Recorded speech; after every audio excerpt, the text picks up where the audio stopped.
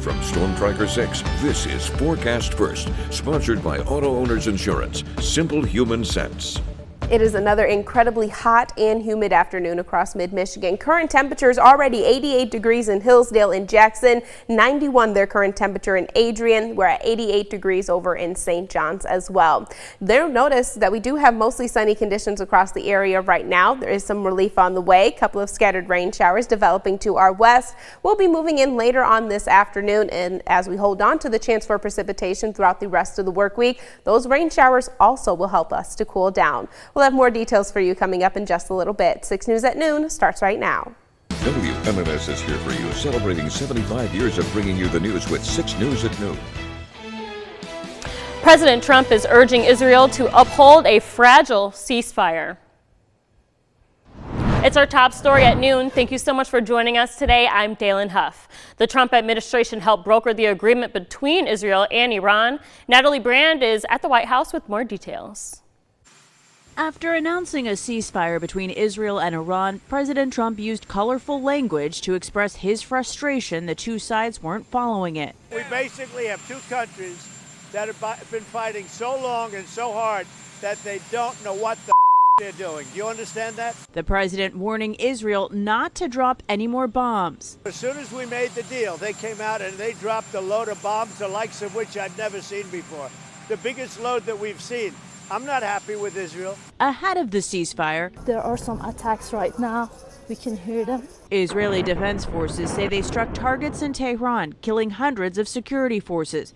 Iran then fired back with missile strikes that killed 4 citizens in Beersheba.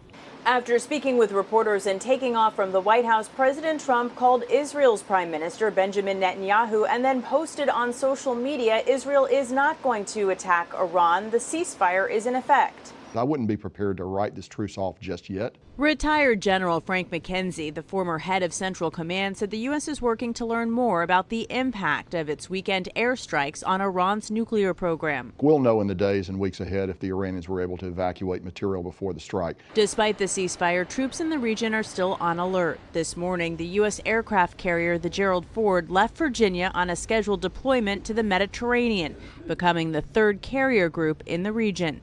Natalie Brand, CBS News, the White House. At the state capitol, lawmakers were grilling Secretary of State Jocelyn Benson about the Michigan Transparency Network, which she launched last year. Secretary Benson introduced the financial disclosure system known as Mitten after Michigan voters decided in 2022 to require public access to the financial details of lawmakers and candidates. But House Republicans say state officials claim they've struggled to submit the required reports because the system is too hard to navigate. Secretary Benson says the site has gotten some upgrades since its launch, and it will get more next month. Sticking with the Capitol, members of a grassroots movement will rally today calling on lawmakers to eliminate property taxes in Michigan. The movement is a part of a citizens ballot initiative called Axe My Tax, which says there are other ways to fund schools, infrastructure, and services without taxing homeowners and businesses. They want to boost the state sales tax and redirect that money to cities, townships, and villages. They also want to create a sales tax for counties going from 0 to nearly 7%. Plus, the group suggests shifting 10% of the state's income, cannabis, alcohol, and tobacco tax revenues to local governments as well. A brutal heat wave is baking most of the country with very high temperatures expected to affect 195 million Americans today. Extreme heat warnings are all along the eastern half of the U.S. Nancy Chin is on the boardwalk in Ocean City, Maryland. On the Maryland coast, it's a rush to the beach to cool off in the ocean. If you're near the water and you can get escape from it for a little bit in the breeze, I think it's manageable. So this is one way to beat the heat. Absolutely. Water. Temperatures here will hit the mid-90s today.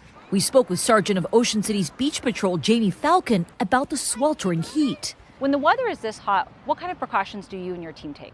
Hydration, hydration, hydration. If you're starting to feel thirsty, you've already waited too long.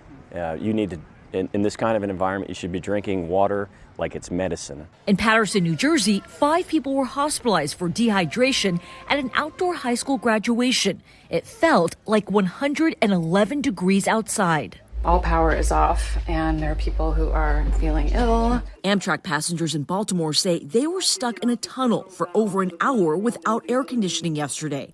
The company apologized for the locomotive malfunction and says staff handed out snack packs and bottled water. We're not camels. I mean, camels can overheat and still survive, but we're not able to do that. Record temperatures become even more dangerous for outdoor workers, like this roofing company in North Carolina. It can get up to about 120, maybe 125 on those shingles, so it's brutal up there. It's boiling. It feels like over 100 degrees out of here. But at least there's a quick respite for children facing triple-digit heat in Philadelphia and Washington, D.C. Splash pads. Now, if you do have to be outdoors, make sure to wear loose-fitting and lightweight clothing and, of course, stay hydrated. The Beach Patrol sergeant we spoke with also said to be aware of your medications because their effects could be impacted in this kind of extreme heat.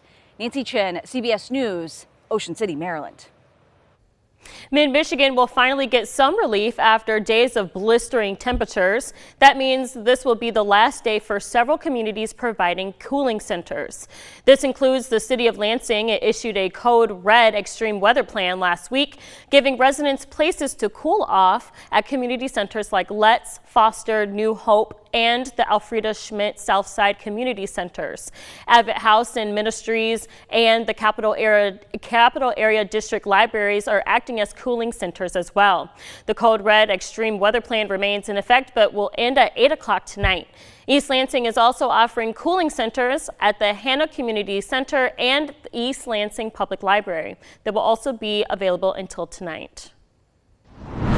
Well, we all need better sleep, but not all of us make it a top priority. And sometimes, even when we try, we end up tossing and turning all night. It's important to remember going to bed is not the same as going to sleep. Dr. Ron Sivan, with the director of U of M Sleep Disorder Center and professor of neurology, says that getting up at the same time each morning and going to bed at the same time each night will help. For families, it's especially important to have a schedule for putting children to bed and not creating a frustrating nighttime situation. It helps both children and adults, but especially children, is to have a bedtime routine before they go to sleep.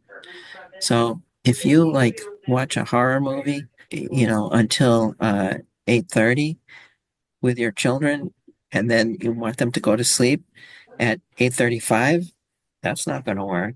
And also the full spectrum light from the television is no good for adults or children. With the current heat wave, Dr. Sivan also suggests trying to cool off your sleep space down to as much as possible to mimic your body's natural reflexes. So use lighter blankets and AC if you have it, and maybe consider sleeping in the basement. From Storm Tracker 6, this is Weather First, sponsored by Auto Owners Insurance. Simple human sense.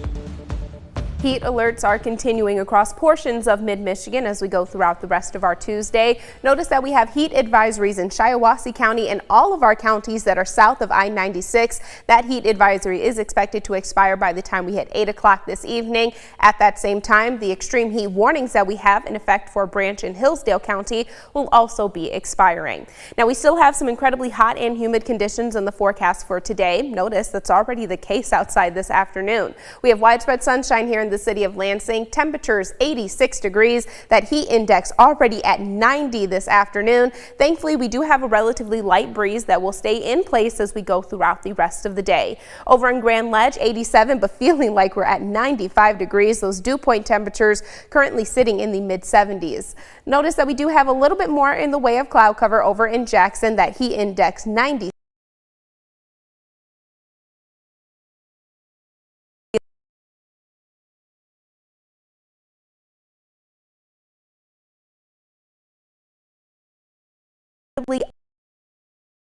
The good news is that we do have some relief on the way. Notice on satellite and radar that we do have some cloud cover and precipitation developing to our west, which is all going to be associated with the cold front. That cold front will be making its way into our region. As we go throughout the second half of the day today, we'll start to feel that relief from the heat and humidity by the time we get into our Wednesday. Now, as we're adding in the chance for a couple of these scattered showers and thunderstorms, a few of them do have the potential to be strong, maybe even severe. Storm Prediction Center currently has all of us in this level 1 out of 5 marginal risk for strong to severe storms.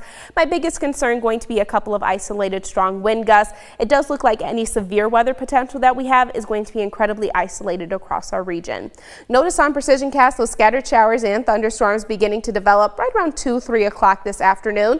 Holding on to the chance for precipitation this evening, we will slowly begin to dry things out just briefly overnight tonight and as we move into the first half of our Wednesday. By Wednesday afternoon, we're repeating that same pattern. A couple of scattered showers and thunderstorms also developing across the region. Yet again, few of them could be strong to severe. Biggest concern going to be those isolated strong wind gusts. We're going to see a lot of rain in the forecast over the course of the next several days. Notice if we take Precision Cast rain all the way through the end of the day on Thursday, rainfall totals as high as 1 to 2 inches will be possible. High temperatures for today make it up to 91 degrees, but it is going to feel like we are in the triple digits as we're already seeing over in Hillsdale. Notice on our 6-day forecast that we do still have this weather aware day in place for our Tuesday. Then we slowly cool our temperatures down. Overnight tonight, we're in the upper 60s, highs near 80 degrees by tomorrow. It is still going to be incredibly humid outside, even though our temperatures are going to be noticeably cooler throughout the rest of the work week. Notice just in time for the weekend, we are dry and partly cloudy.